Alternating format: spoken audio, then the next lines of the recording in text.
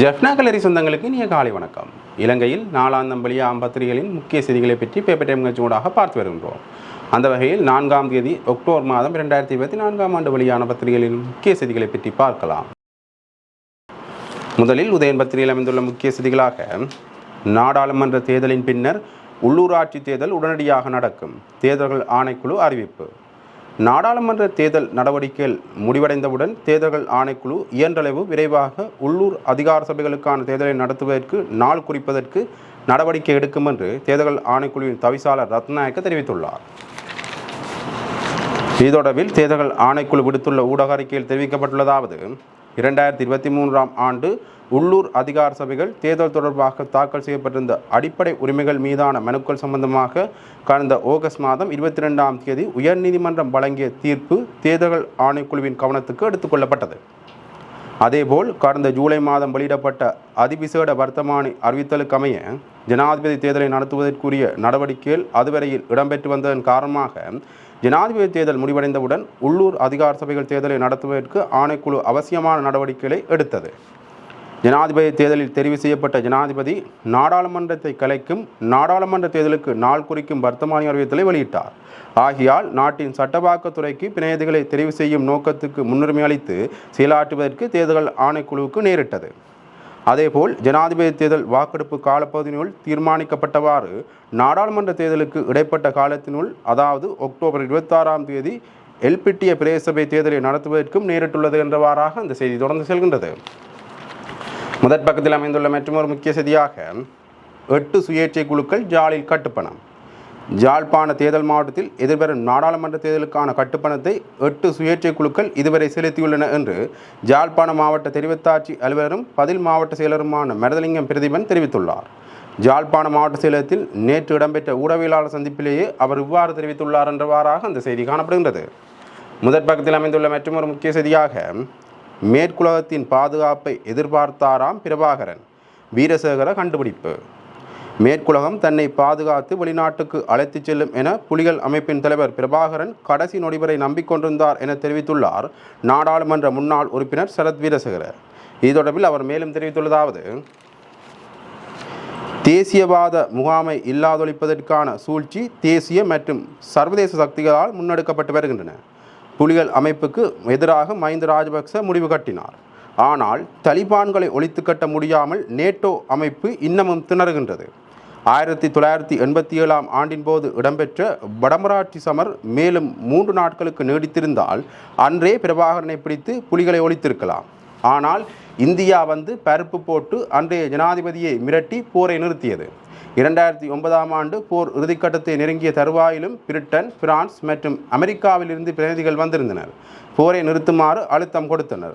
மேற்குலகம் வந்து விமானத்தில் தன்னை அழைத்துச் செல்லும் என பிரபாகரன் இறுதிக்கட்டம் வரை நம்பினார். மஹிந்த ராஜபக்ச சர்வதேசத்தின் கோரிக்கையை ஏற்கவில்லை. அதனால் தான் மஹிந்தவை சர்வதேசம் பகைத்து கொண்டுள்ளது. ஜெனீவாவிலும் தீர்மானங்கள் வர தொடங்கின. போலியாக போர் குற்றச்சாட்டுகள் முன்வைக்கப்பட்டன என்றவாறாக அந்த செய்தி காணப்படுகின்றது. 2ஆம் பக்கத்தில் அமைந்துள்ள முக்கிய செய்திகளாக, சமஷ்டி ஆட்சி இடமளியோம் கூறுகிறார் ரோசான். நாட்டின் நலனுக்காக ஜனாதிபதி அனுரகுமார் திசாநாயக்க முன்னெடுக்கும் சிறந்த தீர்மானங்களுக்கு நிபந்தனையற்ற ஒத்துழைப்பு வழங்குவோம். ஆனால் நாட்டை பிளவுபடுத்தும் சமஷ்டி ஆட்சி முறைமை உருவாக்கத்துக்கு ஒருபோதும் இடமளிக்க மாட்டோம் என திலித் ஜேவீர தலைமையிலான தாயக மக்கள் கட்சியின் தலைவர் ரோசான் ரணசிங்க தெரிவித்துள்ளார். ஊழல் மோசடிக்கு எதிராக குரல் கொடுத்ததால் எமது அரசாங்கத்திலிருந்து நான் வெளியேற்றப்பட்டேன். ஜனாதிபதி அனுரகுமார் திசாநாயக்க நாட்டுக்காக எடுக்கும் சிறந்த தீர்மானங்களுக்கு நிபந்தனையற்ற ஒத்துழைப்பு வழங்குவோம். ஜனாதிபதி தனது கொள்கை பிரகடனத்தில் சமஷ்டி ஆட்சி அரசமைப்பு முறைமையை உருவாக்குவதாக குறிப்பிட்டுள்ளார். இதற்கு ஒருபோதும் இடமளிக்க மாட்டோம். நாட்டின் ஒற்றையாட்சி பாதுகாக்கப்பட வேண்டும் என்றவாறாக அந்த செய்தி காணப்படுகின்றது. அதே பக்கத்தில் அமைந்துள்ள மற்றொரு முக்கிய செய்தியாக, கடந்த நாடாளுமன்றால் 167 சட்டங்கள் 2020 ஆகஸ்ட் 20ஆம் தேதி ஆரம்பிக்கப்பட்டு 2024 செப்டம்பர் 24ஆம் தேதி நள்ளிரவுடன் கலைக்கப்பட்ட 9வது நாடாளுமன்றத்தின் காலப்பகுதியில் 167 சட்டங்கள் இயற்றப்பட்டுள்ளன.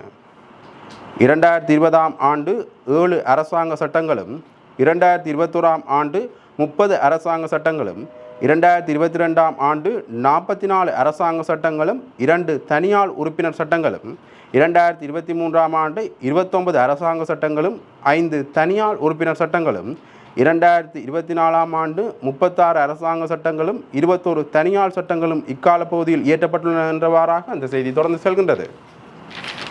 இவை உதயன் பத்திரிகையில் அமைந்த முக்கிய செய்திகள். இது விளம்பரி பத்திரிகையின் முக்கிய செய்திகளை பற்றி பார்க்கலாம். விளம்பரி பத்திரிகையின் முதற் பக்கத்தில் அமைந்துள்ள முக்கிய செய்திகளாக மதுபான அனுமதி பத்திரங்களை பெற்ற அரசியல்வாதிகளின் பெயரை உடனடியாக வெளியிடுங்கள், ஜனாதிபதியுடன் சுமந்திரன் நேரில் வலியுறுத்து. மதுபான சாலை உத்தரவு பத்திரங்களை பெற்றுக்கொண்ட அரசியல்வாதிகள் தொடர்பான தகவல்களை உடனடியாக வெளியிடுமாறு ஜனாதிபதி அன்றகுமார் நாயக்கவிடம் சுமந்திரன் கோரிக்கை விடுத்துள்ளார். நேற்று மாலை சுமந்திரனுக்கும் ஜனாதிபதிக்கும் இடையிலான விசேட சந்திப்பு ஒன்று நிகழ்ந்தது. அரை மணி நேரத்துக்கு அதிகமாக நிகழ்ந்த இந்த சந்திப்பில் பல்வேறுபட்ட விடயங்கள் குறித்து பேசப்பட்டது. ஜனாதிபதி தேர்தலுக்கு பின்பான அரசியல் சூழ்நிலைகள், எதிர்வரும் பாராளுமன்ற தேர்தல் என்பன தொடர்பாக நீண்ட கலந்துரையாடல் இடம்பெற்றது. தேசிய மக்கள் சக்தியின் வெற்றிக்கு பின்னரான புதிய அரசியலமைப்பு தயாரிப்பு தொடர்பாகவும் அவர்களது தேர்தல் அறிக்கையில் தெரிவிக்கப்பட்டபடி 2015 தொடக்கம் 2019 இடைப்பட்ட காலத்தில் முன்னெடுக்கப்பட்ட தேர்தல் வரைவினை அமல்படுத்துவது தொடர்பாகவும் இச்செயற்பாடுகளில் தமிழர் தரப்பு பிரதிநிதித்துவம் அவசியம் என்பதையும் சுமந்திரன் வலியுறுத்தியிருந்தார். மேலும் ஊழல் ஒழிப்பு விவகாரங்கள் தொடர்பாக எடுக்கப்பட்ட நடவடிக்கைகள் மற்றும் அதற்கான சட்ட ஏற்பாடுகள் சம்பந்தமாகவும் ஜனாதிபதிக்கு தனது ஒத்துழைப்பினை வழங்குவதாக தெரிவித்திருந்தார்.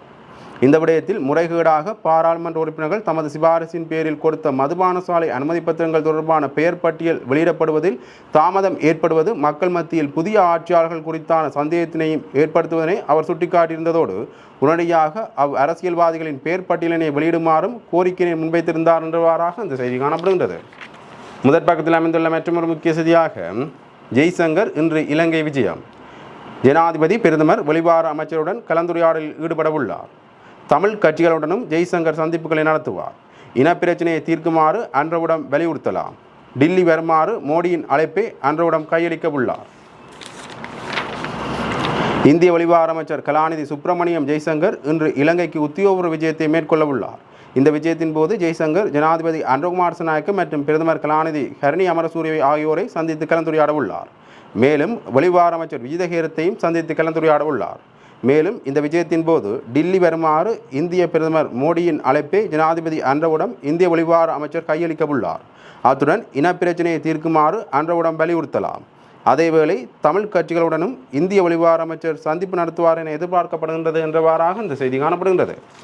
முதற் பக்கத்தில் அமைந்துள்ள மற்றொரு முக்கிய செய்தியாக மக்கள் எதிர்பார்ப்புகள் அதிகம், எதிர்வரும் காலம் சவாலானது, ஜனாதிபதியிடம் ஐநா இணைப்பாளர் தெரிவிப்பு.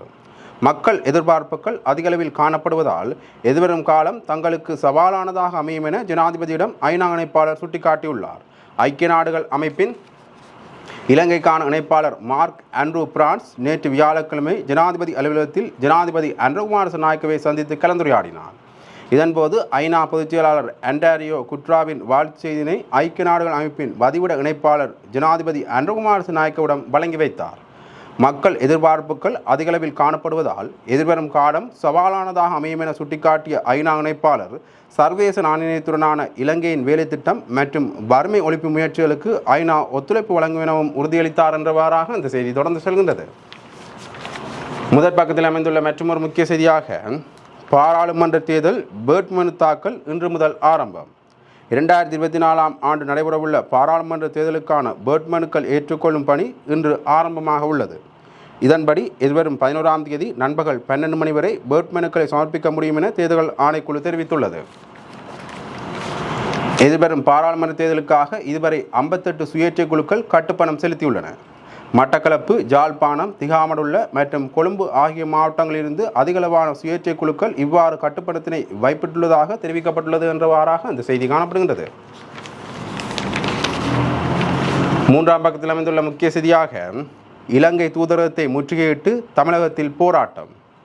தமிழக மீனவர்கள் மீது இலங்கை அரசாங்கம் அடக்குமுறைகளை கட்டவிழ்த்து விடுவதாக தெரிவித்து பாட்டாளி மக்கள் கட்சி சார்பாக எதிர்வரும் 8ஆம் தேதி இலங்கை தூதரகத்தை முற்றுகையிட்டு போராட்டம் ஒன்று நடத்தப்பட உள்ளது.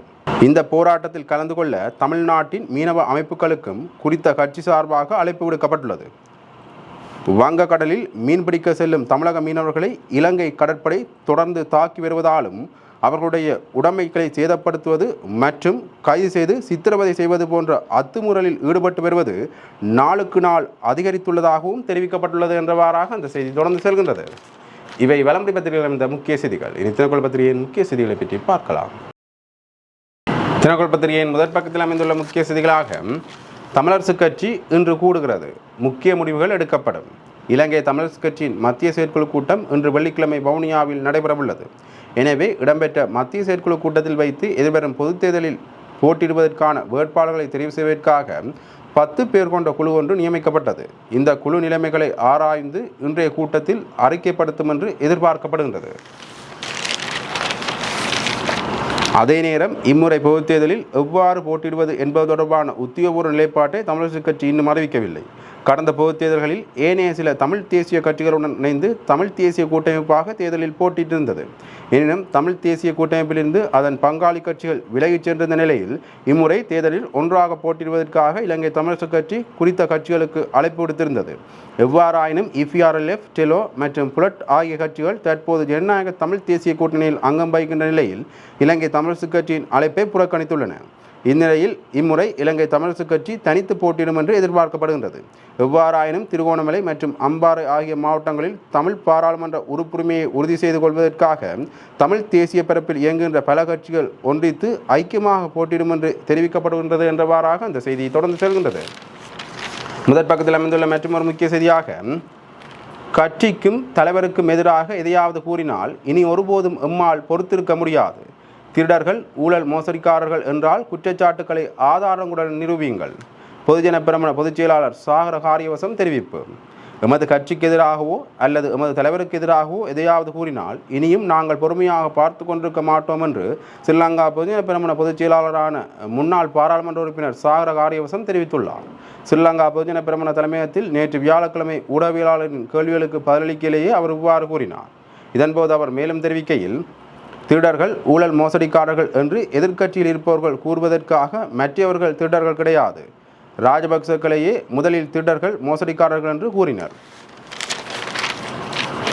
அன்றகுமார ஊழல் மோசடி குழுவின் பிரதானியாக இருந்தபோதும் இதுவரையில் ராஜபக்சக்கள் மீதான குற்றச்சாட்டுக்கள் இல்லை என்றே முடிவுகள் வந்தது என்றவாறாக அந்த செய்தி தொடர்ந்து செல்கின்றது. முதற் பக்கத்தில் அமைந்துள்ள மற்றொரு முக்கிய செய்தியாக, சங்கு சின்னத்தில் வடக்கு கிழக்கு கொழும்பில் களமிறங்குகின்றோம்.